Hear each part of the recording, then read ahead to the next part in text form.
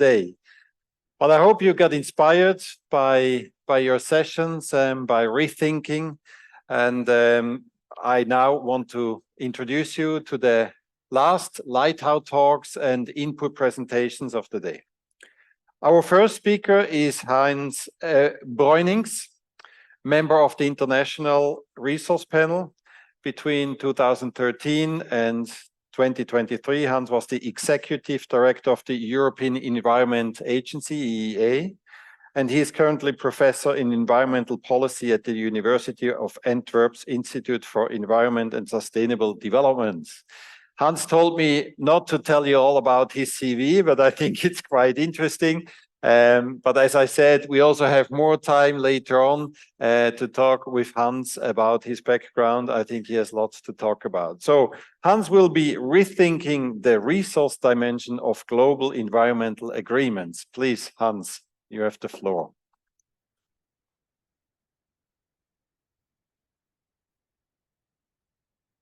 Good evening. Probably the last thing you were hoping for is another long panel or talk, but hey, that's what these conferences are for. So let's dive into the heart of the matter. My first message is that the International Resource Panel is not just the other panel. Yeah, we all know the IPCC, we know the IPBES. We're smaller, we're less known, we're maybe less established in a number of institutional ways, but we're not just the other panel. And that means in terms of context and content, by now it is obvious that if we neglect the role of natural resources and the way in which we use them in our economy, we will not be able to deal with the issues that are central to the other panels. Yeah.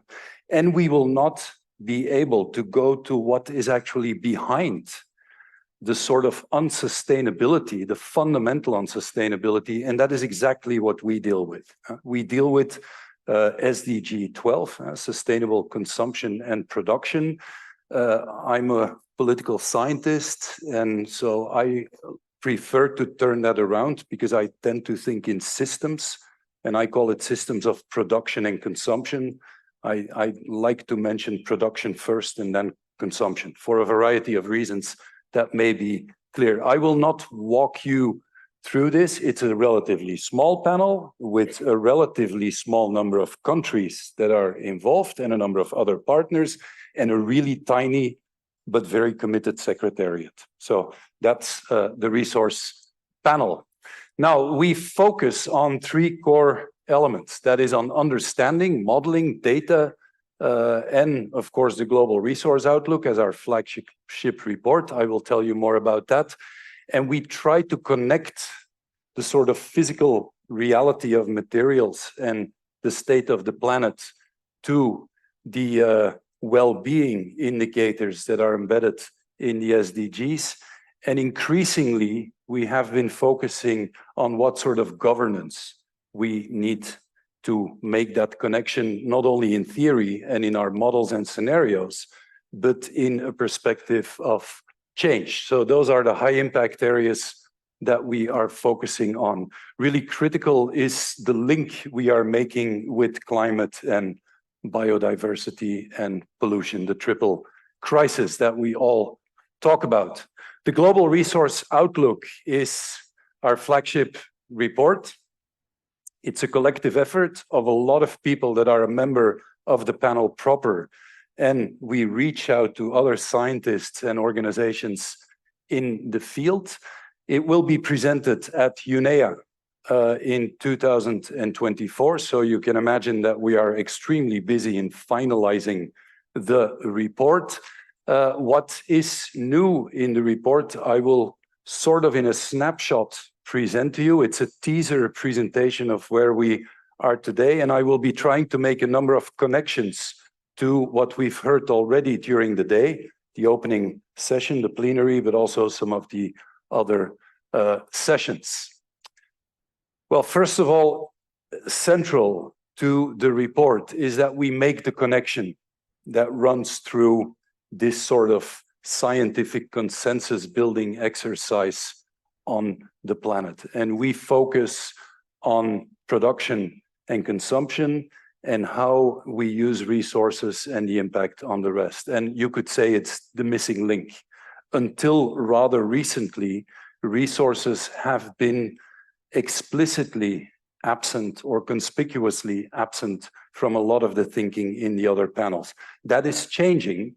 And, you know, with a complete lack of modesty, the panel hopes that that has something to do with the work that we have been doing. So that's one thing. The other framing is planetary boundaries. And I will disclose to you that even in an organization or a context of the IRP, not everybody on the side of the steering committee, which is the political level, is extremely happy about using planetary boundaries. Yeah, but it is what we use. And you know the donut economics presentation of that. I will not get into that.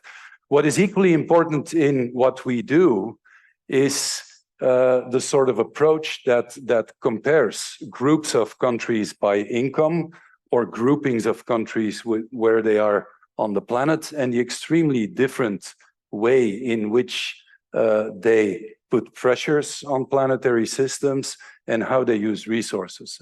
If you look at Switzerland, by coincidence, Switzerland, and you look at the material footprint of this country, and you look at Costa Rica, a country that has a very different connotation in most of our thinking, but also the data illustrates that even there, the material footprint is already above what we would consider what is sustainable. Yeah. So what is also embedded in this representation is that we are looking more than before to well-being outcomes. Because the whole idea is that if we think about sustainable resource management, it's all about well-being for 10 billion people who have the same right to a number of conditions of life within planetary boundaries. So that is more central to the work than ever. In order to do that, we think that we needed to expand and refine and operationalize the concept of decoupling, which is the central concept of the work of the IRP. And we are focusing more than before on well-being decoupling. So we will see activity, economic activity increase on this planet. The resource use will increase. There is no model, no scenario that we use where we will see a decline in resource use. So the goal is threefold. One is to create more well-being and especially more equally distributed well-being from our economic activity and from our resource use, to slow down the rate of increase of resource use where possible with a very different approach for those who already use too many resources. It means that in the north, the global north, or the rich countries, or those with a highly resource-intensive lifestyle, we will be pleading to lower consumption of resources very explicitly. Also not a standing ovation from everybody when you come with those ideas. Not every context politically embraces that. And we want to see much more emphasis on impact decoupling. And that's, of course, where we are looking at the triple planetary crisis. Yeah. Now, what does that mean for multilateral environmental agreements if we would put a lot more focus on that? Yeah. Well, for example, in the climate agreement, it would probably mean that finally we would have the political courage to explicitly put the key resources that are driving greenhouse gas emissions in the final text of the COP and put them central in what countries need to report on and what we are targeting for, yeah, which is not the case. Another new element in the report will be that we look at provisioning systems, and we have reorganized the SDGs in a way that connects our use of natural resources to the societal outcomes that we aspire from those. And that happens through systems. And those systems, of course, have technology in them. They've got a distributional aspect in them. They have financial flows that are connected to them. There are technologies in there. There is knowledge in it. Banks play a role. I mean, all of these things play a role. Also cultural habits, which in some of these systems is really important. The provisioning systems that we are focusing on are the ones that are using a lot of resources, the resource-intensive ones, and that contribute to well-being. Food, housing, mobility, and basic energy provision. We also have a focus on water and on land for a variety of reasons that I have no time to dive into. So using this lens is also rather central. So thinking about, this is an image of a system that we're all connected to. Is this the most sustainable way of organizing one of the key systems? That's not for now, but okay. Then in chapter 2 of the report, we will be focusing on the increase of resources. All big categories that we focus on, biomass, fossil fuels, metal ores, and non-metallic minerals, they all increase, but the relative weight of biomass is significantly decreasing. Not the absolute biomass use, but the relative weight. That has to do with stages of development, primarily of lower middle income and middle income countries. Yeah. So we see a significant increase over time. Yeah. The drivers of that change over time in the last 2 decades, and you see where we are looking at domestic extraction here, where there is more domestic extraction over that period of time. The drivers are very different. The language that is often used by the producers is, it's all about, we have become much more efficient in technology. That is true, but only in specific places on the planet. That means in specific parts also of the use cycle of materials. And that is not the case in some other parts. So you can look at a number of issues here in more detail. Now, if you look at the impacts of the resource use, and we make the link with the planetary crisis, almost 60%, or more of the climate change impacts come from the resource use cycle. So we attribute greenhouse gases not in the way the UNFCCC attributes them, but we link them to what they contribute to in society, their economic end goal. So you look at climate change a lot, it's up to the fossil fuels, the yellow bar. Then if you look at pollution, very significant, almost 50%. But look at biodiversity loss. This is biomass. And this is primarily the food system and some other unsustainable uses of biomass and land. We translate that in land indicators as well. Then if you look at value added up to the yellow bar and workforce, it's clear that the value added of the use of natural resources versus the total economy, that there are issues to be discussed when it comes to we really value natural resources in the way we should, given a 50-year-old debate of putting a price on all of these impacts. That is a question. We also go more than before into science-based targets and targets. If you look at 1995, 2020, this is where science told us we should have been with emissions for greenhouse gas emissions. You see where we are going, a bit of a difference. And I'm getting a bit frustrated with the request time and time again when you know this is happening.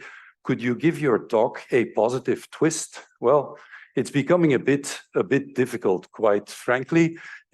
If you look at the biomass story that I emphasized, then it's really more central to the report than before. This is pretty much the thinking of no net loss, which was deeply embedded in the whole governance of biodiversity loss. So that's where we are, and that's where we ought to be if you look at targets. Very quickly, low income, low middle, upper, and high income.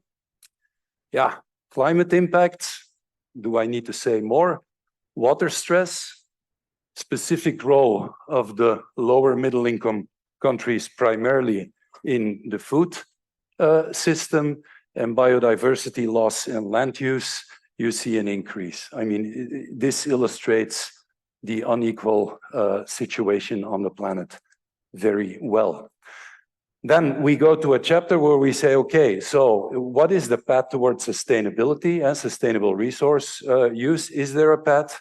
The answer is yes, but to put it very brief, it's increasingly steep and increasingly narrow. Yeah.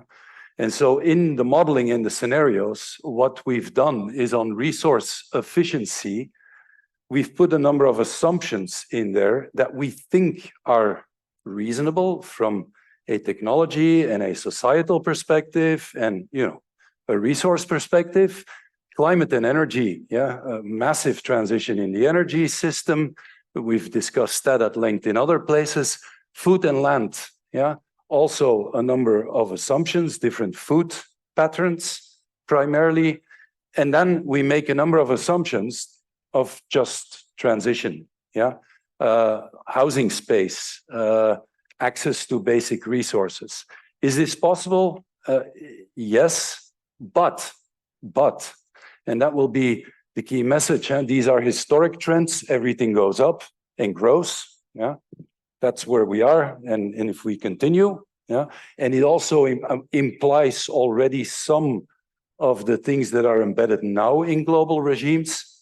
I will not walk you through all of that, but it all grows. Everything grows. Yeah, especially the impacts and greenhouse gas emissions. Yeah, so this is the graph that you've seen before on decoupling. It's greenhouse gas emissions that go down and we decouple impacts, but the overall growth in resources is there. That is part of the world in which we live, and we're still, this is a guesstimate, 7 billion people have the right to aspire better material living conditions than they have today. Yeah, but the scenario implies a deep cut in greenhouse gas emissions. And in order to do that, what will need to happen is a systemic transition in the core systems. Yeah? And intellectually, what we all like, whether we're academics or whether we are policy people or try to make the link, I call the green arrow the intellectually pleasing arrow. It's about what we should do more. Yeah, that's the positive story. There is technology evolution. We see shifts in the eating pattern of younger generations in urban environments in Europe. They're moving away from meat. We see a breakthrough of all the things that we should be doing, also the deeper things that we should be doing and accelerate and institutionalize. I think that we don't pay enough attention to what we should be phasing out, what we should stop doing. And on a lot of these things, we've discussed this for decades. Yeah? Environmentally harmful subsidies. I mean, it's flabbergasting how little has been done on that. Unsustainable land use practices. Really? Do we need to keep pounding on that same nail? It's almost shameful in certain contexts that you need to continue to do that. So these unsustainable practices, we need to phase out. And that is difficult, but we need to focus on that a lot more. And we also focus on that in the report. I'll wrap it up. Institutionalizing resource governance in the global agenda, we think is absolutely necessary. It's not just SDG 12. It needs to be embedded in other places, otherwise we will not get there. Yeah? Redirecting finance to serve the transition, very briefly, we have hardly expected anything from the financial world since 1992, Rio, to really be a driver of this transition. We haven't. Yeah? Finally, there is some movement there. Let's hope it's fast enough. Yeah? Trade, an engine of sustainable development. If those of you who follow that debate know that the forces pushing against that are rather strong, but it's absolutely essential. The example of Africa, which we saw in the opening session, I think makes that abundantly clear. Low carbon, clean and circular business models. There is a an enormous amount of initiative there. Scaling it up and speeding it up will be essential. Mainstreaming sustainable consumption choices. I put choices between inverted commas because increasingly it's not a choice if we are serious about sustainability. And so hyper consumption, flying around in private jets, big meetings that are resource intensive, but don't really add much to the core of the business. We need to talk about these things more, I think, and actions for the most resource intensive provisioning systems need to happen. So that is a bit what we are talking about. Very much the agenda which we've had with us for more than 30 years. Agenda 21 was very much like the SDGs, just modernize the language and you've got the same agenda. So the real question is now, what on earth are we going to do fundamentally differently in the next 3 decades, which we haven't done in the previous 3 decades? And the essence of our message is focus on resources and production and consumption, focus on justice and equality, and focus on how you can use governance mechanisms in a way that actually deliver and that are not doing what they've been doing mostly for the last 3 decades. And there's a whole lot more in the report, and we will present that after New Year, and then you will all rush to the UNEP library and you will get the report. So looking forward to that. Thanks.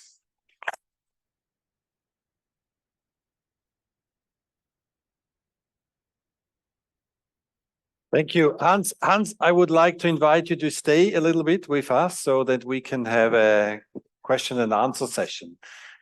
I'm sure there will be some questions for Hans. Yes, over there. Thanks for your presentation. We were in this efficiency work stream and we came to more or less to a conclusion that those in power have the most to lose. How are you conquer the power system? How do you invent? How do you think that should happen? Well, yeah, I'm a professor again now, and there is always the fight of what should be on the curriculum. I think whatever you study, a good course in political economy should be part of your curriculum because it tells you a lot about how the world functions in terms of decisions that are made. That's one element. Secondly, by putting this on the agenda continuously. And I know there is a debate amongst scientists. We have numbers about a lot of things and we model and we use scenarios. It's much harder to do that on things like sufficiency. What does that mean? Who measures that? How do we bring that into the models? And that's all right. Yeah, I accept that. But it's not because we cannot plug it into our models for the moment, or at least not in a maybe the best possible way, that it's not relevant. So I think having the relevant discussion, recognizing that this matters, it's about ethics, it's about principles, it's about justice, is part of the discussion I would like to have more. And then how you change the power structure, I'm sure that we could have very different opinions about that from, yeah. I will not get into that, yeah. But yeah. Those who could make changes meet in Switzerland every year as well. Yeah. It's a bit more to the east and a bit more to the north. No, it's a serious point. Who is meeting in Davos is the top of the governance system on all these things, the top of the financial system, the top of the food system, the top of the energy system, the top of the material system, the top of the mobility system. They all wear the 17 colors of the SDGs on their vest. They all have a vice president at least for sustainability, and they've been with this agenda for 30 years. That's my answer. Yeah.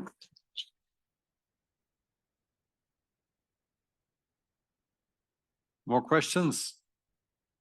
Yes. Hey, thank you for your beautiful presentation.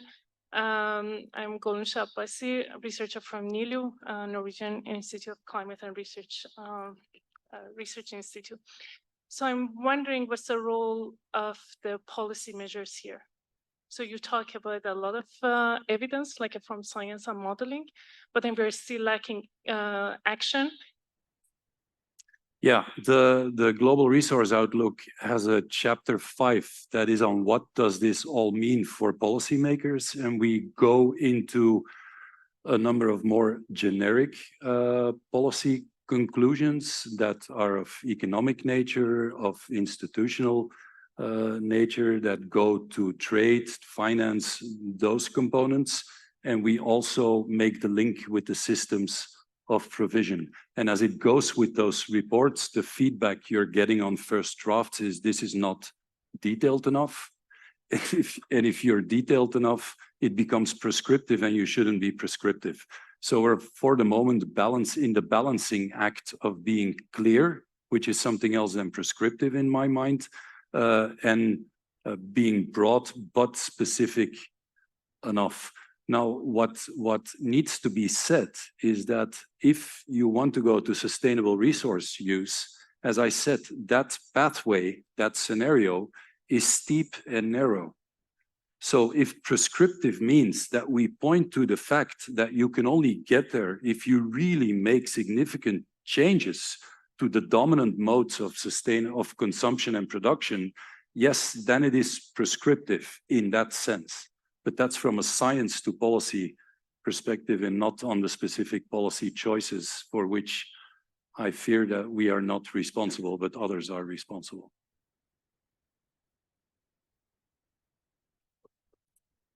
Yes, back there. Awesome.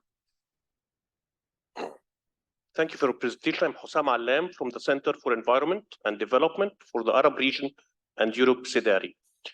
I just would like to learn from you the right information that has been disseminated for some time, that currently the resources of Earth is not enough for the population of the 8 billion that's living now. As they anticipate that to 2018, I think we needed 2 planets. 2050, we'll need 3 planets. So this means that there will be a major world wars on resources, because if it's not enough, if you have a boat that can take only 5,000 and you have 5 million, so who are the 5,000?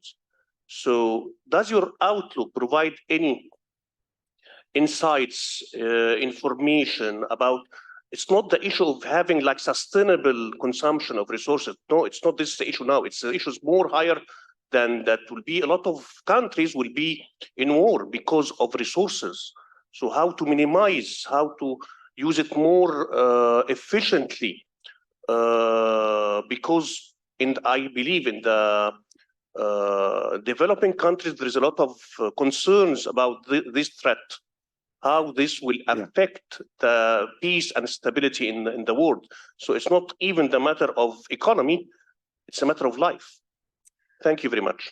Yeah, the distributional aspects and the future orientation of that you refer to is embedded in the report.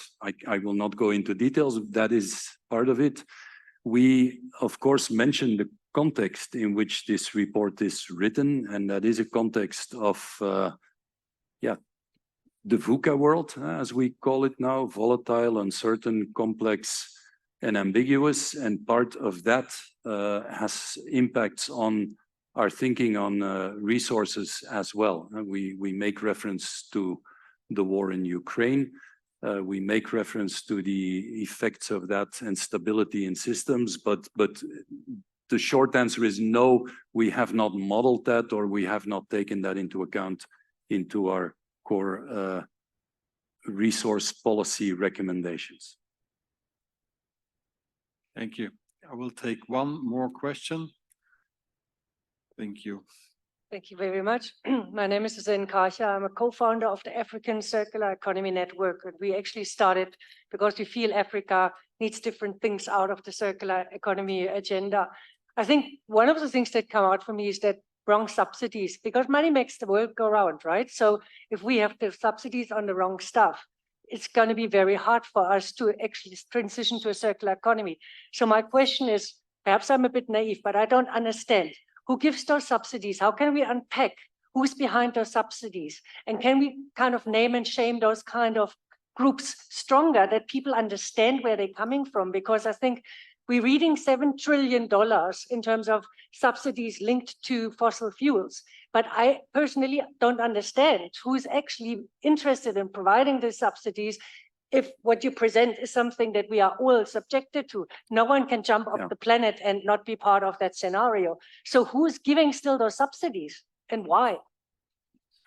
Well, that is, I think, fairly well described by a number of organizations, including UNEP, now the IMF, the World Bank has done work on that. The OECD has done significant work on that. In the energy sphere, the International Energy Agency. Several countries have used OECD or other methodologies to do that, including Germany and the Netherlands and Belgium and others. I don't know all of them, but those for sure. So we understand where this is coming from. Why is this? Who is paying for that? Well, if it's public subsidies, you are paying for it through your taxes and through other things, through the cost of environmental damage, which also requires taxes to fix or subsidies. So that's the other thing. And why does that happen? Again, political economy. And also in a very serious way, there are, of course, we live in countries where quite a bit of the GDP every year is gathered and then spent in the public sphere. Yeah. In many countries, a significant part of that is plowed back into the economy that has dependencies, bad dependencies. So I think a really critical message is don't take that money out of the economy necessarily, but come with a fairly short and really sharp initiative that says we'll keep the money in the economy, but it needs a very different teleology. And here are the rules for that. I mean, I can't imagine that the European model would all of a sudden change and take 40 to 45% of the GDP out of the economy because the government is not going to spend money anymore. That's now not how it functions, but it could function in a very different way. And that also includes sustainable public procurement. How many trainings and books and guidelines are we going to make for that in the future? Bloody hell, just do it now. Yeah, it's not rocket science. Do it. Yeah. Thank you. So I would like to go on with the next speaker. Thank you very much. Me too. And big hand again.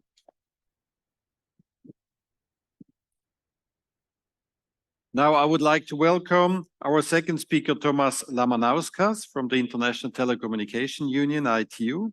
ITU supports this conference as one of our main partners. Thank you very much for this and all the input, especially in view of the digitalization track, as you know. Tomas is Deputy Secretary General of the International Telecommunication Union, elected at the ITU Plenipotentiary Conference in 2022. His 25 years experience in telecoms and digital policies, regulation, strategy include positions of member of board, CEO, Deputy General Director of National Communications Regulatory Authorities in Europe, the Middle East, and Caribbean. And I think that's a wealth of knowledge we can count on for this talk. And Tomas will be rethinking sustainability in digital transformation, ensuring environmentally friendly digital development. Please, Tomas, we're looking forward to this. So thank you very much, Matthias. And really great to see this audience still this hour to be so engaged. And, you know, Hans was mentioning the long presentations ahead. I think his presentation was really engaging. I was really also impressed how you were grilling him. So we'll see whether I'll deserve that much grilling after my presentation as well. But look, at least one fact you'll know in my presentation. So that's, you know, something to look forward to is how much 1 ton of e-waste has a value in terms of minerals hidden in it, you know. So, you know, look out and through the presentation, I'll have at least one number, at least one useful tidbit to use after that. So, first of all, it's really thankful for World Resources Forum inviting us as ATU here, not only for me to speak here, but also as a partner for this event.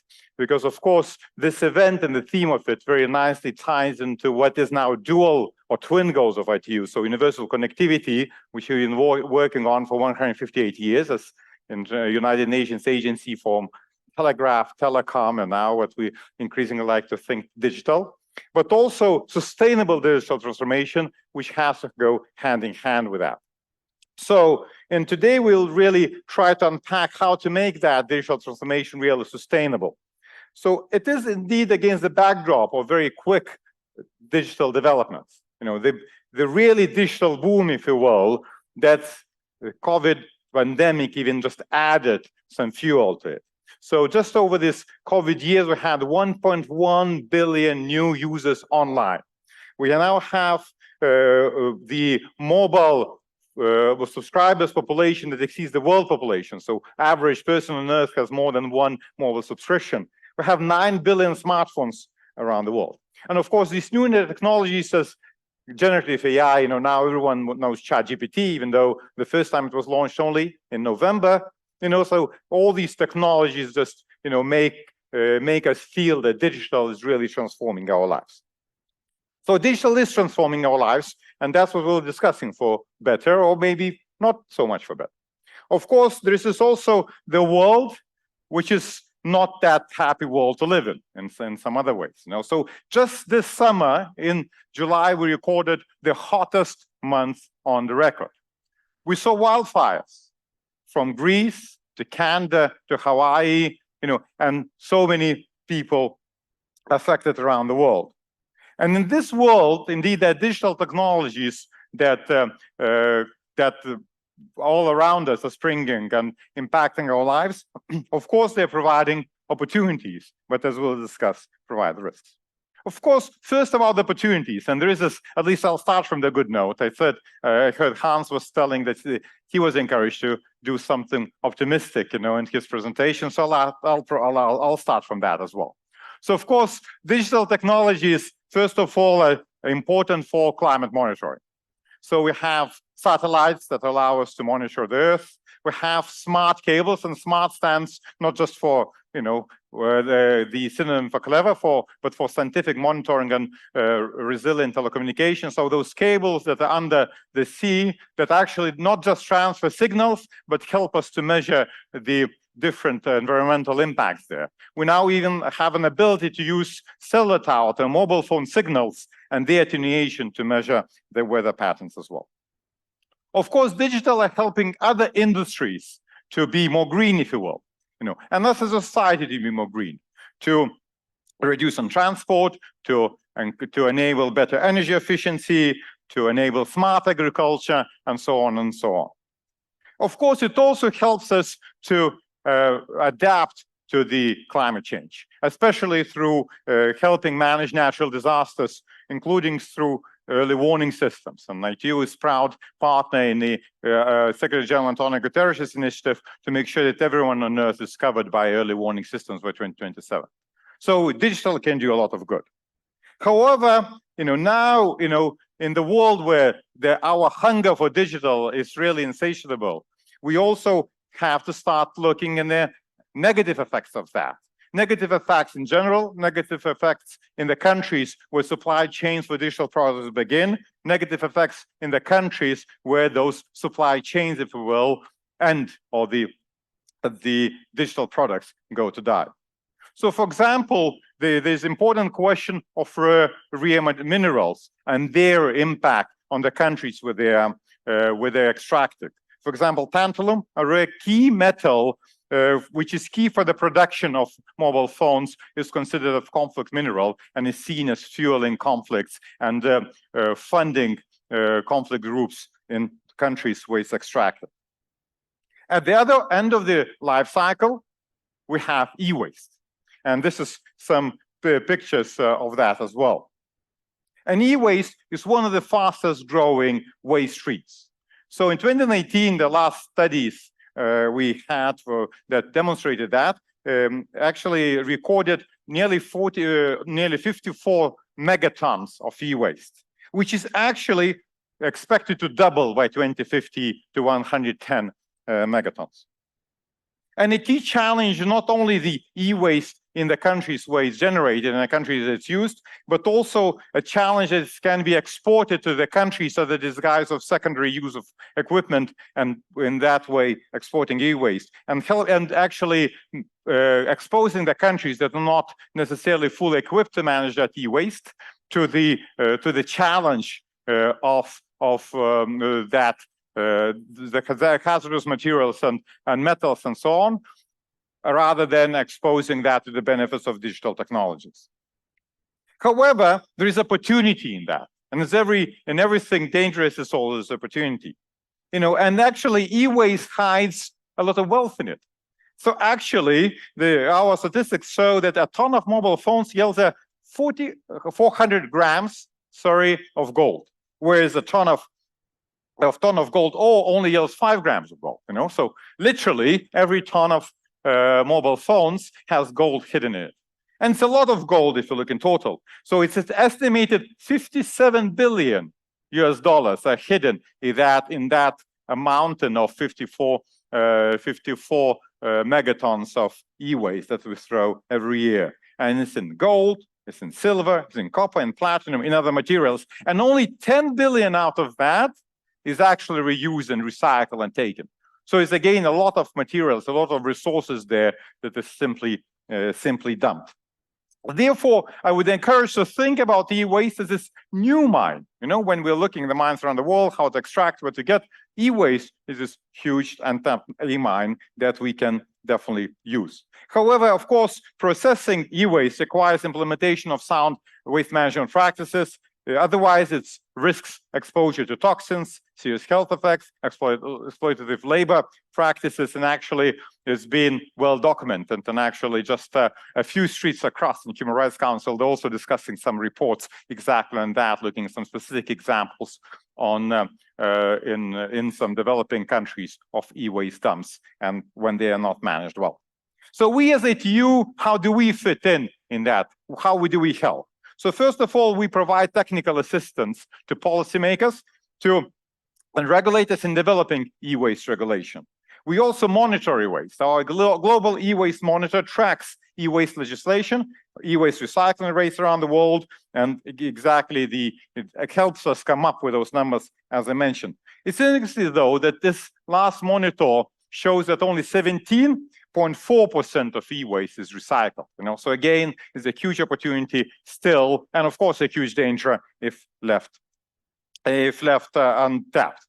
Also, our recent guidelines on circular and sustainable public procurement and our associated standard also helps to bring those practices into public procurement, and through that to create incentives for sustainable and circular supply chains.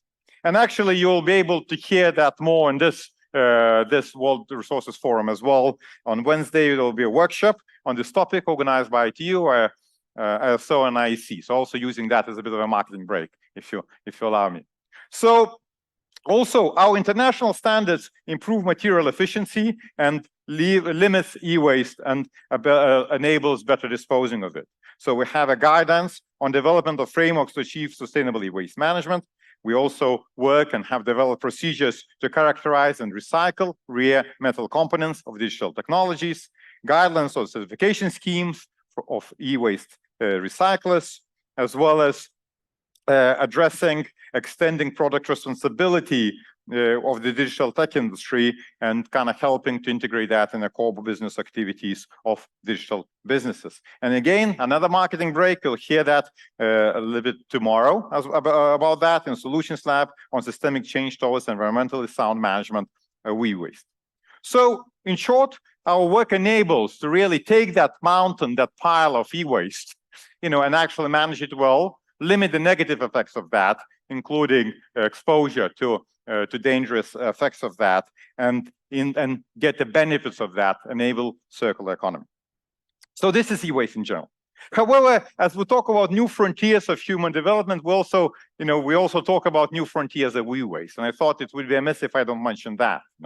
As we avoid e-waste dumps on Earth, we should also remember that there is also some e-waste dumps might be picking up somewhere else. And indeed, as we speak, there's now more than 8,000 satellites circling the Earth. These satellites, of course, provide a lot of useful uses. They provide new communications capabilities covering people in the remote areas. They allow, again, to monitor our changing climate, temperature, sea level rise, and so on and so forth. And indeed, out of the key variables identified by World Meteorological Organization, out of 50 of them, 31 can be measured by Earth observing satellites. So a lot of benefits of that. However, at the same time, we're observing a huge challenge of space debris. So that cloud of let's say e-waste literally around the Earth that's now providing the e-waste there, and it's also it's endangering and endangering space sustainability as well. Another frontier to start looking at.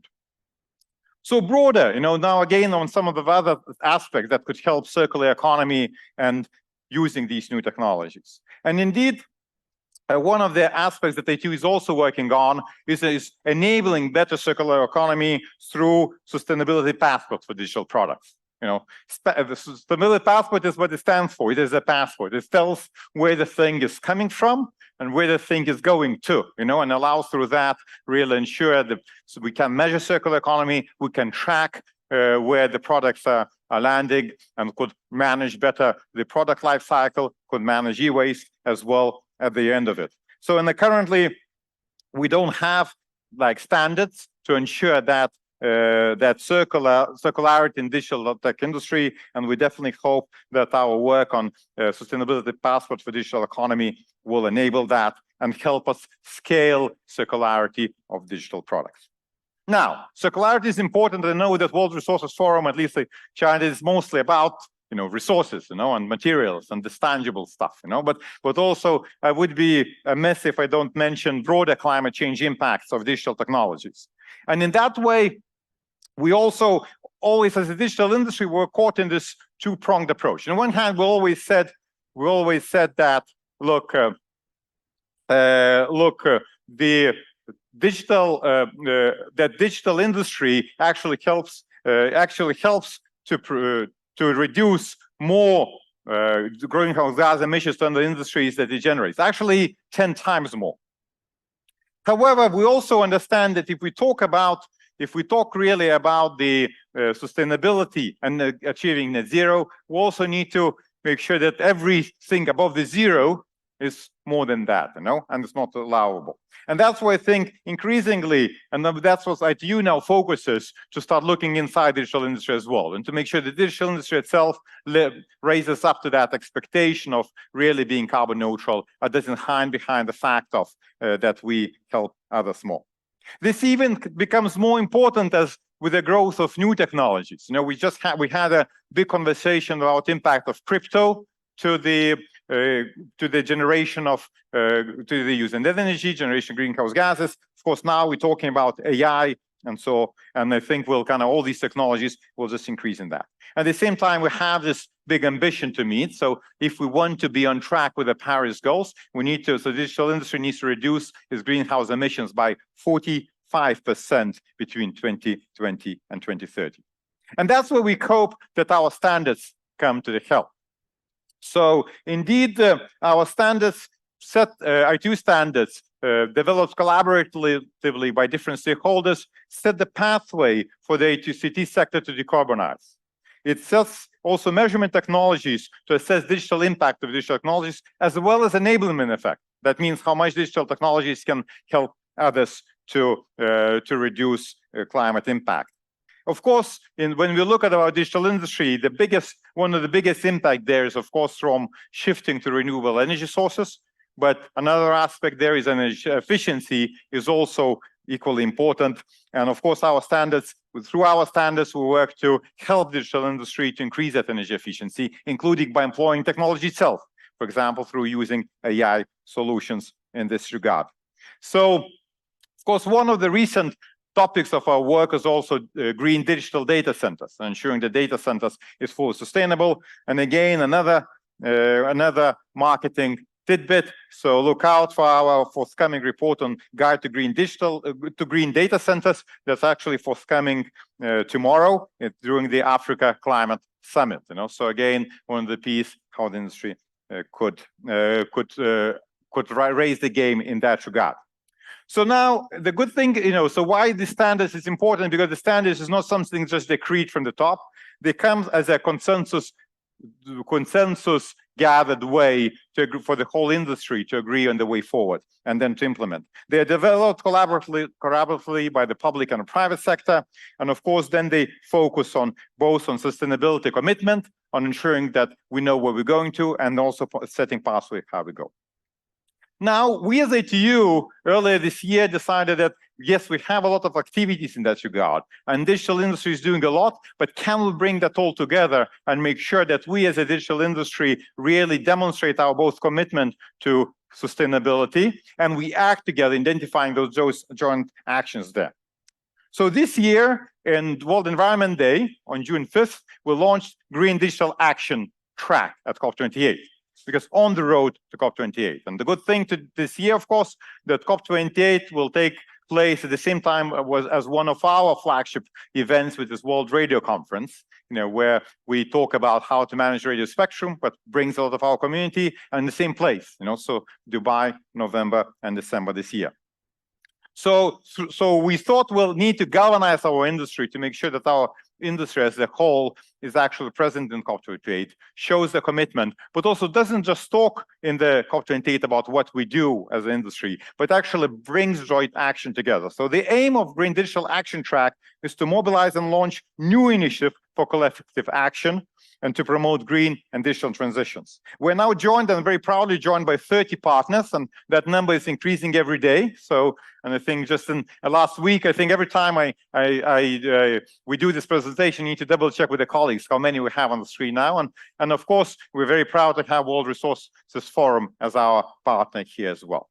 So in that partnership, multi-stakeholder coalitions, we call them coalitions for action, will be led by individual partners and bringing other partners together to identify and progress on what we call breakthrough areas, from climate monitoring to implementation of green digital standards, to e-waste, actually, to as well as progressing on early warning for all initiative to make sure that we demonstrate tangibly how we can progress on that. And of course, we hope that will help digital sector as such to increase the momentum towards sustainable digital transformation. So back to that, and just kind of coming to the close of this. So indeed, sustainable digital transformation. And we need that digital transformation not just because we, like watching streaming movies or we like playing video games, but because actually we need all kinds of deck to put us as a humanity on the right track, Stepping back, if you look at Sustainable Development Goals, it's our gauge of how well we're doing. We're at the midpoint of that process, which we'll have to complete by 2030. And what we know, that only 15% of Sustainable Development Goals are on track. So if we don't do anything, we'll basically be really falling behind on poverty measures, on hunger measures, on any other measure that measured in the Sustainable Development Goals, including, of course, climate aspects. And of course, digital technologies are here to help and here to make sure that we can spearhead that change and we can really boost that development through the digital means. And this only means that interplay between climate change and digital technology becoming fundamental, because we want to help, but we don't want to harm, and that's why it's important. And therefore, we must incorporate thinking on circularity and on sustainability into every stage of digital development. And therefore, we're making sustainable digital transformation a top priority for the ATU. And in that regard, the only thing is left for me is, of course, to call you all to join us in that road, to make sure that we definitely leverage the good of the technology while implementing, by making sure that it is really done in a sustainable way, and that our benefits that we bring many times exceed the harm, and make sure that we save this planet and put it on a good pathway for prosperity. Thank you very much, everyone. Thank you.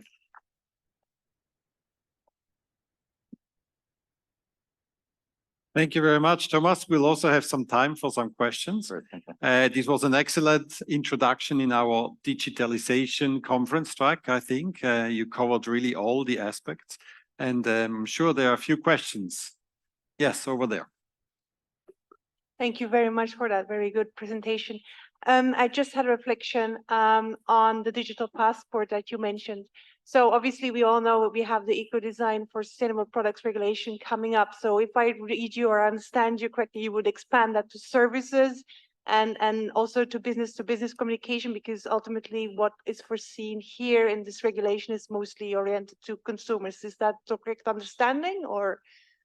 Okay, so you see, being the politician, sometimes put on the stage, so kind of not to talk about it, to talk about the topics that you have full detail understanding on. And also, of course, I'll always be able to refer to my colleagues who are working directly on that, but just to kind of also mention the way we developed it. So first of all, we are talking with the European Commission a lot, on kind of making sure that our digital passport initiative meets, let's say, also their discussions on circularity. But of course, our work is global, not only focused on Europe as well, and it's also driven by the stakeholders who come to that work.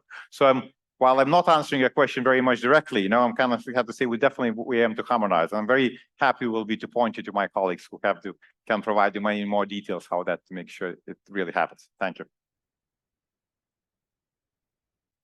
More questions? Aisha. Thank you so much for your presentation. I'm Aisha Latta. I'm part of the Shri team and from the University of Cape Town. I noticed with all of the logos, there's actually quite a shortage of producers and OEMs. Why do you think that is? Is there a resistance from producers to step into a collaborative space, or what would you say is the main reason for that? I wouldn't say so. If you look at our industry is quite, let's say there's not that many producers that are kind of top names. So, and we have at least, I think, 2 of the 3 top vendors, on that list already, and some of them are very active there. And of course, we hope that that number is growing. And actually, honestly, kind of discussing with the vendors generally, I see like a really strong push for them to be sustainable, at least to be recognized like that. But first that comes first, and then it's for us as a let's say international community to transform that wanting to be into actually being, and I think that's kind of comes back to the discussion, I think, with Hans, how to kind of galvanize that action. So I think we have a number of key producers. I think they are pretty engaged. They are very engaged. I think some of a number, so they actually lead our specific tracks as well and bring others together.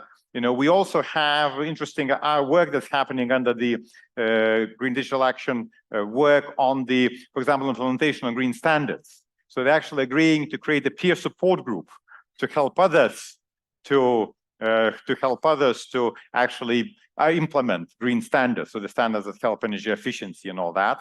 And for me, that's also, there's 2 ways. There are 2 benefits of that. There's one benefit, of course, is that it's helping others, but of course for others who then don't take that help, that becomes not very nice. Like if everyone, this increasing part of the key producers are part of that group, and you're not part of the group, that's simply the peer pressure increases. So I hope that's actually spread. So maybe my summary is I see very much really that, especially in the major companies, really big interest of that. With the smaller companies, we usually have a general challenge with the coalitions, just the general bandwidth ability. But we hope that our work with the peer groups and peer learning will help them to come on board as well.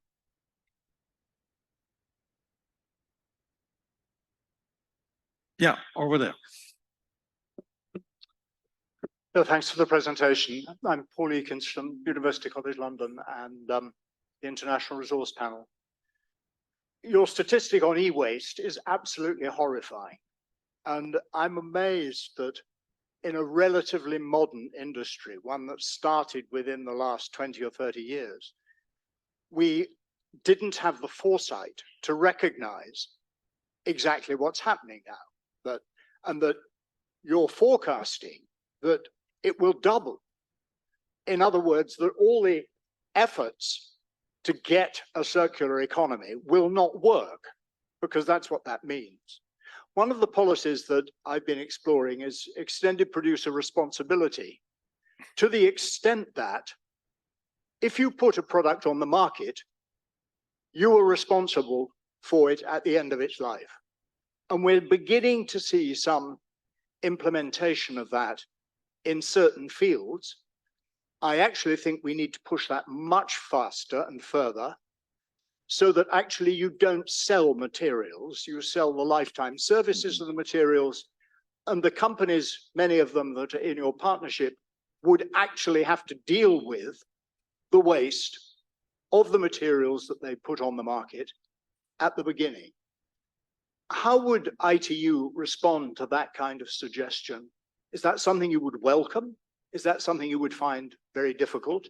I'm just interested in your thoughts. No, thank you very much. Thank you. And of course, you know, the e-waste is a moving target, a very fast moving target, you know, so when you have explosion of the use of devices, you know, so of course, even when you increase the recyclability of that, you know, you'll still have a, if you don't move fast enough, you'll still have an explosion. And I think that's what those figures demonstrate.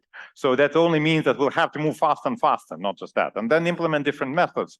So of course, those different methods include plethora of them, you know, like ensuring the responsible recyclability at the end of the life cycle, that countries know what to do, you know, so they don't just, let's say, burn, as that regretfully happens in some countries, you know, burn the, you know, digital devices for copper or gold or something like that, you know, with a huge negative impacts of the toxins and labor practice. But actually, that's done well. We're also working through, for example, like reusability of the devices, which is of course European Commission also has been pushing a lot. So ITU has a standard of universal charger, and also again trying to reduce those individual pieces of devices that we need to manage.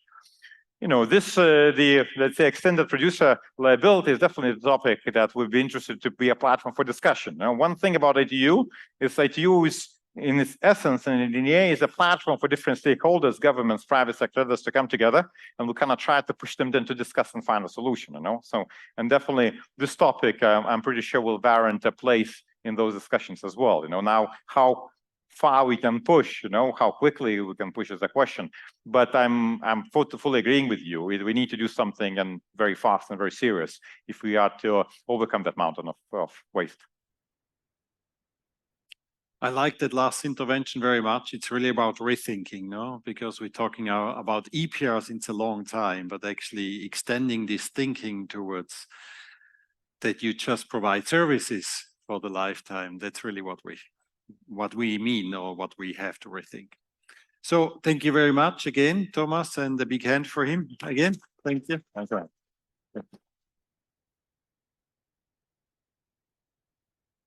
Now it's a pleasure for me to announce our last keynote presentation, which is a shorter but more interactive presentation delivered by Markus Terho and Jussi Nevanlinna. I'm not sure if I pronounced his name correctly. But really well. Okay. From the Finnish Innovation Fund, Sitra. Sitra has supported our conference for many years. And I also have to say, if I'm asked what is the impact of your conference, then I have a few examples. And one is actually the World Circular Economy Forum, which is supported and was launched by Sitra, and which was inspired from us, from that time when we also worked together. Yeah. So that's something I always wanted to say. Markus and Jussi will be delivering a keynote on behalf of the EU-funded PS Lifestyle project, creating a positive and sustainable lifestyle tool with and for European residents. So I give you the floor, and please go ahead with your presentation. Thank you. And I hope you will have the stamina to listen to the 15-minute journey Jussi and I will put you on. I'll give you a short introduction why we have done this work. And Jussi will give you a live demonstration, but it's not a good sign when the band starts in the other room before your talk starts. So I wonder how this will go. But everything that you hear today is based on a piece of work that the Finnish Innovation Fund did in Finland starting 5 years ago. We had a humble goal. How do we introduce new daily practices to Finnish citizens that would come with a lower carbon impact than their current practices? And we all know that adopting a new habit for ourselves is really hard. So how do we help people so that they would find out very easily what the impact is, what they can do about it, and what is the personal benefit for them if they change their habits? And then the biggest piece of the work is how do we make this grassroots level change visible to decision makers in that particular country? First being Finland, and later you will hear how we've grown the impact in 7 other countries. Before we dive into the actual app, so we'll just show you a simple app, how you can do this in 3 minutes. And because Tomas was doing plugs and marketing, I will do also marketing. So come visit us at the booth or at the stand. We are just next to the coffee machine, so strategically placed. So come and visit us and try out our app. But why work with the private individuals in the first place? Typically, most people think that what I do has no impact in the world. But if 1 million, 10 million, 100 million, 1 billion people start to change their habits, we can immediately see it in the world. And we have practical experience during COVID of this, when we all combined, decided that let's go out and buy toilet paper as much as we can. When COVID started, we created a global shortage of toilet paper and screwed up the supply chain. So we, the people, have power to change what policymakers do and what business decision makers value. So we have the power if we decide to use it. 70% of the carbon emissions of the world can be linked directly to decisions you and me make on a daily basis. What we eat, how we live, how we move about, and what type of products and services we buy actually drive the demand, which is linked to the carbon emissions of the world. So we have a significant impact. In the tool, everything you do matters, because we can create visibility to decision makers that what are things that people are already doing in their lives, what they are planning to change, and what are things that they have challenges with, where they would need support of the policymaker or support from companies in terms of a new product or service that makes the new sustainable habit easier to adopt. Second is the scale. So it's not enough that one person changes, but we need a massive amount of us to actually change our daily habits. And that will influence policymakers and decision makers in companies as well.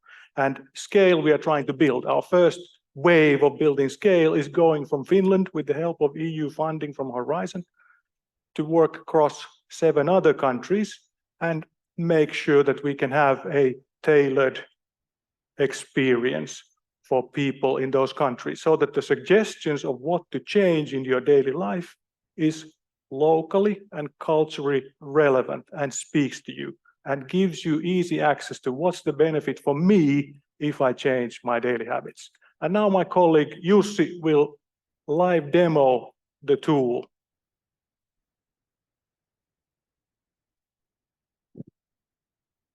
Hi, everyone. Oh, good. The microphone works. Let's see. I have many things here. One second, and I need the clicker too. Hold on. Best of luck that the technology works. Yeah. Well,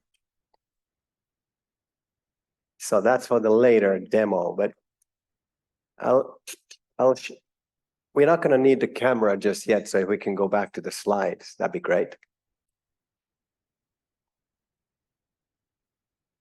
Okay, so 2 things Markus said. One, it's tailor-made. So the numbers in this app give you your CO2 footprint. They are tailor-made for your country. So if you were to do the test in Germany, you will know that those numbers are relevant for Germany. Second thing, it's not just your footprint. It gives you tips what you might do differently in your life to reduce your footprint. So these tips are tailored for you based on your answers.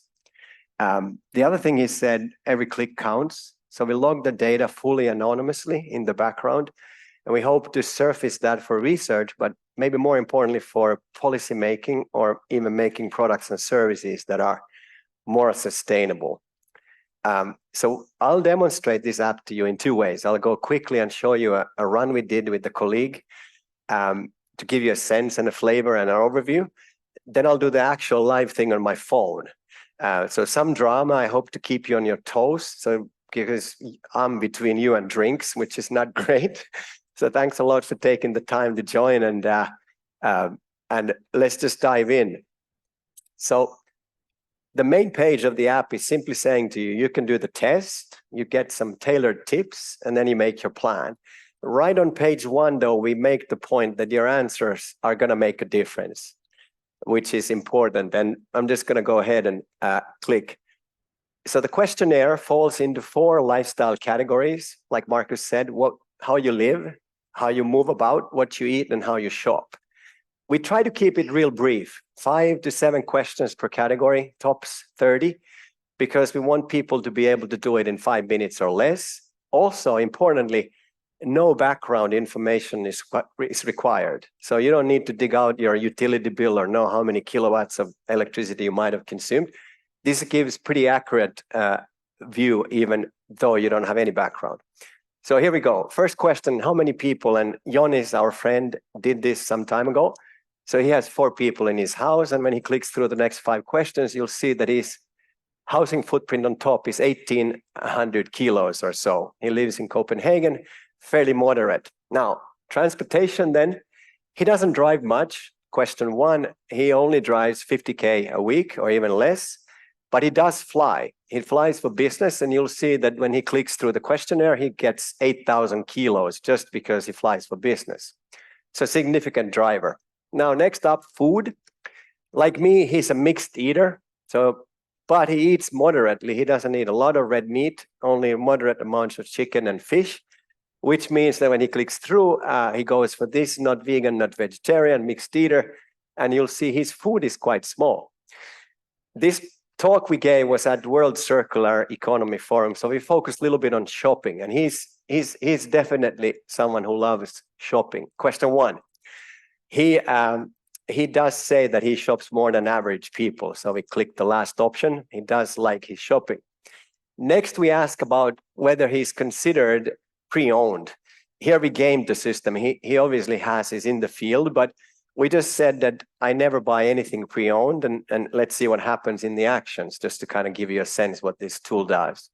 So never, I don't buy anything used, I never buy pre-owned, and we go forward. Pets. Now he does have for real 2 dogs, so do I. Jonis doesn't indulge them besides for love, but he lives in Copenhagen. Dog food is rather expensive, so he gets 50 to 100 euros a month. He's done. So this is 30 questions, less than 5 minutes, get the answer. So now the interesting thing, 12,700 kilos of CO2. Right below that, we compare to the 1.5 degree lifestyle. By 2030, he's expected to cut by this much. On top is the bar. If he scrolls down, he'll sort of see immediately what's making it up. His main driver is travel. If he scrolls further down, you'll see flying, number 1. Number 2, shopping, because he did click that he shops a lot. And then if you keep scrolling the page, soon I'll show you live, it's going to run down the whole breakdown of his footprint. Now that's where most tests are stopping. But remember, these are not country specific. So for example, you do the test in Germany, you get the right footprint. And that's interesting, but now you're worried, right? Wow, my footprint is pretty high. I wonder what I should do. Where should I start? You get some sense out of this, but really it's all about these tips. So what can you do? Act, change. So we order these tips in the same way because this is now familiar. You get tips for housing, you get tips for traveling, for food, and for shopping. His first tip, buy wind-generated energy. Why is that? Because he answered that he's buying just whatever energy. He doesn't pay attention whether it's green or not. He buys any electricity. So he could cut his CO2 by 4%. You'll see the headline of the action is clear. There is a number attached so people can get the feeling, is it big or small? If you want to know more, you click see more and sort of explains why the action is important and how it's being built. And same for every category. So unsurprisingly for travel, first action on top, please travel less. And that's a huge impact for him because he flies a lot. food, he's a mixed eater, and while he was moderate in his sort of beef and chicken, we still recommend, hey, why don't you consider vegetarian or at least look at local food? The impact is on the side. And then for shopping, now here is the sort of outcome. If you were to consider some of your purchases as pre-owned, you would already cut by, I think it was 1 ton, 1,000 kilos out of his 8,000 travel footprint. He could already like sort of say 1,000 off in case you just be careful what you buy. Next one is interesting, right? For maybe for all of us to reflect really on what I need versus what it is that I want. And if you only focus on what you need, you buy less, and consequently, he would get almost another ton out of it. So let's go and pick these 2 actions. They both seem pretty smart for him. So if we choose actions, you get 15% reduction. It runs at the bottom, so you can play with the actions. You can pick some, leave some, and you get a sense of how big is the impact. And that sort of takes you then to your choices, the plan. So in the center is your footprint. You've got your goal. On top runs the familiar bar, and the actions are listed below it. The idea here is the user can come back. He can come here and click his actions and keep track where he is. So you complete actions, great celebration moment, step 1 taken, 1 step closer to my target. And as we are close to drinks, let's do another toast, shall we? Hooray, another action done. So last thing, there is also something here which is important because as Markus said, and as we all know, change is hard. It's not so easy to change. So we want to give people a sense that they can leave feedback. What sort of help might they be looking for? And that sort of is the overview. But I want to switch now, if we can get to the camera. I want to actually show you this on the screen here. So whoever is working the camera, maybe we can try this.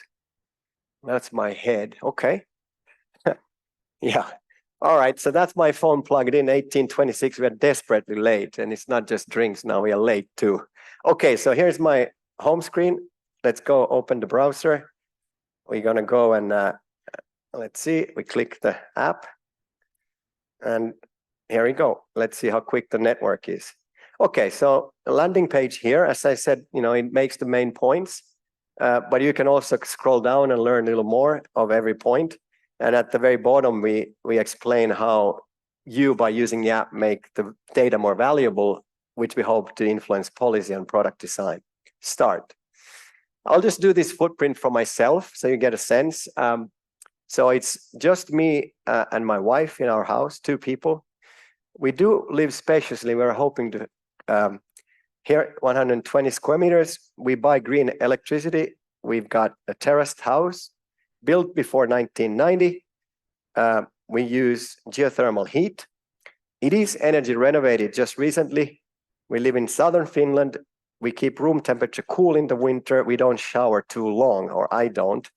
530 kilos, pretty low for a spacious house. Okay, let's go. How many kilometers do we drive? Quite a bit because we have a summer house, as many people in Nordics. My car is old, 16 years, Golf, but petrol, 1 person with me rides it. I don't use public transportation much. I don't fly. I do travel by ferry because to come to Europe, I have to take the ferry, then the train. I do cycle, not so much in winter. Food, okay. As I said, mixed eater. I think I eat less than my friends. I don't eat much beef, 1 to 3 times a week. I do eat fish and chicken and such 4 to 7 times a week. Cheese, yes. I'm in Switzerland. I have to eat some cheese. And what about coffee? Sorry, milk. I do take it with my coffee, so I probably drink it every day. And coffee, we Finns drink most coffee in the world, I think per capita, 3 to 5 cups a day. I don't throw I don't throw much food away. That was tech. Seldom. Okay, so I got my food footprint there, 1,200. Okay, so now finally purchases. I don't like shopping, so it's easy. I don't buy much. But I also don't consider enough pre-owned, so seldom. I have a summer house. This is a special question for Finland because many people have another house. I share it with my wife. We have 2 dogs. They don't eat much. They are Dogs Huns, very small, furious little dogs, less than 50 euros. Oh, so this you didn't see before. So now some demographic questions, just in case you want to answer, you don't have to, you can go straight, but for research, it's interesting. So you just sort of choose your age. Shall we be honest or we go low? What do you think? We go 49. It's not true. I'm 53, but anyway, male, that's true. I live in suburbs. And then your income, you can choose not to answer as well. And then thank you. All done. Okay, now my footprint, 7,000 kilos. We compare it to the 1.5 degree lifestyles. So I've got some work to do. However, I'm 22% lower than Finland. We compare to the other countries in Europe that are piloting now, and I'm here in the middle. You get the pie chart, you get all this breakdown. Now, I want to make sure that I invite my friends now because you know what, this is important. So social media invite here. We let you download. If you don't want to share, you can download and keep, but we can invite. Normally what I do here, I go to WhatsApp. I invite my wife. She loves to get these messages, and there's a lot of them because I demo this here and there.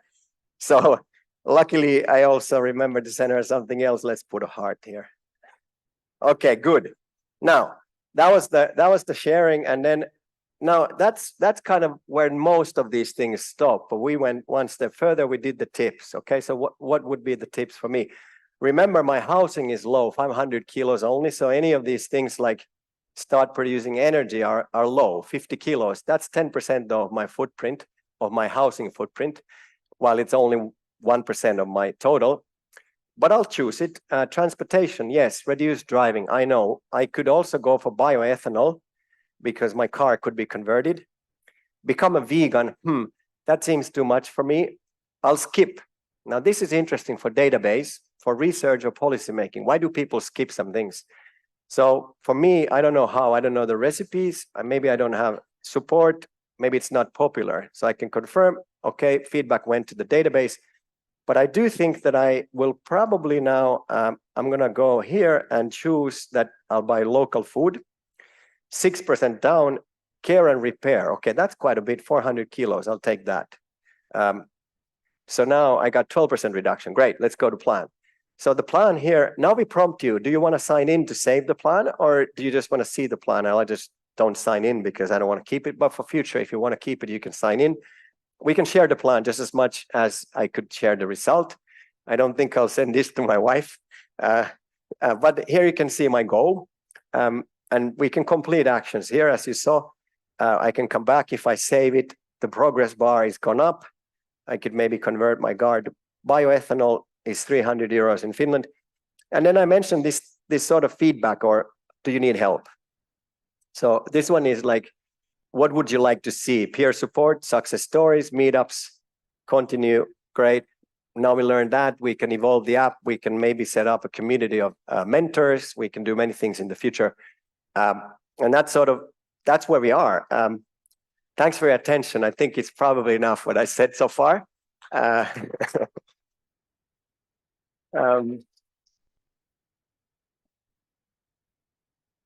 I wonder if we are taking questions or if it's straight drinks. Let's see. Thank you very much. I suggest you take questions at your booth. Yes, because then everybody is forced to go to your booth, which I really want to suggest. And we have a little bit more time for the Apéro Riche because that's what everybody's waiting for. But thank you very much for this live presentation. That was really interesting. Good.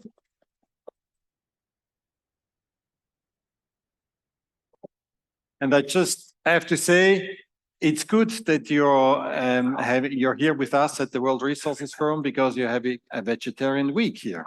So that lowers your footprint. But now I invite you for our networking Apéro Riche with food, drinks, and live music, actually. So something also for the mind. And this is kindly supported by the Conseil d'État de la République de Canton de Genève. So I wish you a lot of fun, and we'll see you tomorrow at 9 o'clock for the first panel on sufficiency. Thank you very much.